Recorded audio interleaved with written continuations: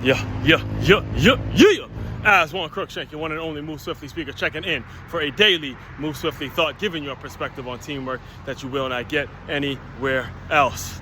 Again, another day where I exceeded the goal, got the 10 miles. I had planned on going around 8-ish. Actually, I don't want to say I exceeded the goal. I got the goal. The goal was around 8 to 10 miles, and seeing that I didn't eat as well as I liked yesterday, I didn't get a lot of rest. I was kind of in my mind thinking, I might have to cut it at 8, but I did get to the 10-mile mark. So again, got the goal, which is very important thing for you to do on a daily basis. All right, goals aren't something that should be set like just monthly or yearly or anything like that. If you win your small victories day in and day out, days like this, when you kind of are already ready to give yourself an excuse, you start to find things in yourself that you can accomplish and find things within you that you can start building on. Like my guy Dre always says, no one rises to the moment, they fall to their level of preparation. And that's what that's all about, all right?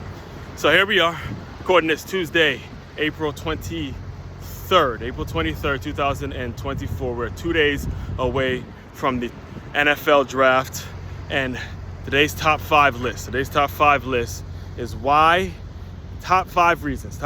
Now, I could name about 500 reasons for this topic, but I shaved it down to the top 5 reasons of why the NFL needs to do away with the draft and go to a feeder system. All right, go with the feeder system. Not a new league, but a feeder system. All right, so for this list in particular, I'll start from 1 to 5. Normally, I go from 5 to 1 to give you guys some kind of a climax and some anticipation of who's going to be number 1. But this one, we're going to go from 1 through 5 because this is very, very important for the protection of the NFL. All right, if the NFL does not do something with all the money and the time that they waste on this NFL draft, I'm telling you, the sport is just going to become diluted. The product is going to become diluted, and people will continue to be turned off by it. All right. So reason number 1. That brings me to reason number 1 why the NFL needs to do away with the draft and go with the feeder system. First and foremost, player development. And player development, we see it every single day. In fact, we saw it in the Super Bowl. A guy runs off the damn sideline and gets hurt. It's Achilles, all right? You need to have a situation which players are coming in and they're regularly training on pro rosters, and you can call these players up during the season when guys go down. You need to have as many feeder franchises as possible that are playing during the season. All right, player development, because guys go down. This is a rough sport. It's a very, very rough sport where we see it every single week. Guys go down. All right. Reason number 2, more fan engagement. Understand, the NFL draft has gotten so big that they're able to fill up an entire NFL stadium year in and year out. They're able to fill up an entire NFL stadium of NFL fans of the NFL franchises. Fill up an entire stadium. They travel from all over to come to one stadium to watch a bunch of guys get drafted who might be good enough. That's how loyal the NFL fan base is. And if you had feeder franchises for each one of these NFL franchises, each one of these 32 NFL franchises, guess what? These same fans that'll show up at a draft, these same fans will show up at some high school field or some local college field and support their team's feeder team. In fact, out here in West Palm Beach, about 2 or 3 weeks ago, it was the spring training opening for the Washington Nationals, and being from the DMV area, I remember talking to people who are from the DMV, and their feeder franchise competes right out here in West Palm Beach, and people traveled from the DMV to West Palm Beach to watch their team because that's how loyal these people are to their pro franchises. That's, again, very, very important. More fan engagement. So again, we'll recap in case you missed it. Reason number 1, need player development. Reason number 2, more fan engagement. Reason number 3, so you can test out these new rules. All right, now we see it year in and year out. The NFL is trying to make the game safer, trying to do this, trying to do that, all sorts of bullshit all these bullshit rules that the NFL continues to come up with to quote unquote try to make the game safer. If they had feeder franchises, they could test out these new rules, and then they could see how the fans react to it. Again, I say it all the time, the audience decides, make it so we see how the product is actually turning out on the field. Then you bring it to the major leagues, which is the NFL. So number 3 is you can test out new rules.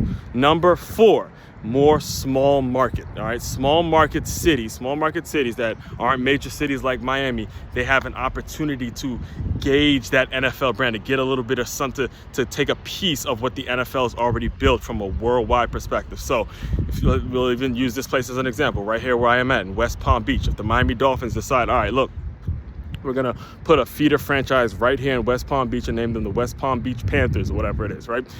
Now, those Miami Dolphins fans, with the area of West Palm Beach, gets to take advantage of the Miami Dolphin fans, and things happen, again, because it's the Miami Dolphins brand that they're utilizing to sell tickets and get people to games and things like that. You have a small city that does, West Palm Beach isn't a small city, but you get a city that doesn't have an NFL franchise, and you're able to establish some presence in a city that doesn't have an NFL franchise. And that, again, just grows the game right here. Before you go grow the game into Europe and all these other countries, let's grow the game right here in America, where it started, where people love it, right? Where people love it.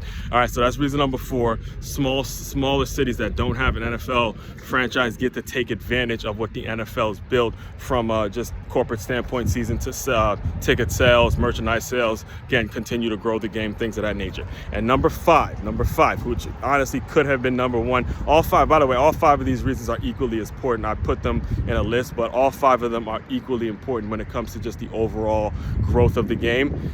Number 5, you keep the college game what it is meant to be. All right, you see what the college football is becoming. College football is becoming the NFL, where you got transfer portal, you got NIL, you got free agency, you got all sorts of bullshit going on. All the problems that the NFL has, you're starting to see major college football have. Now, if the NFL had a feeder system, college football can be about what it was meant to be initially, which is about getting an education and the rivalry, the competing for your school, to get an education while you're competing for your school, and start to make the transition from childhood into adulthood, and let these kids be kids, not be big time NFL agents, and feel like they need free agents and all that other bullshit, where you're putting them in draft projectors, and you got high school kids transferring this school, transferring that school, because they're thinking what's going to give them a better shot at the NFL. You can let the college game, again, be what the college game has always meant to be, and what it should be, which is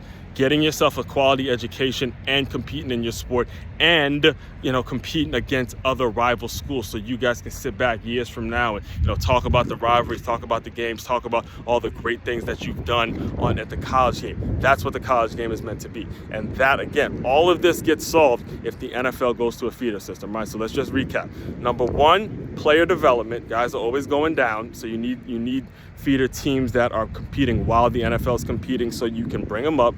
Number 2, more fan engagement, right? You're going to have, if you have that many people showing up to an NFL draft, you're going to have a couple thousand people showing up to a feeder franchises game, of one of the NFL feeder franchises game. Number 3, you can test out new rules. All right, all these new rules that they put in, they try to implement right into the NFL. The reason people don't react to it as well is because you haven't tested it out in a feeder league or anything like that. You're just throwing the NFL, you're just kind of putting it in the NFL and just hoping that it sticks. Number 4, smaller cities get an opportunity.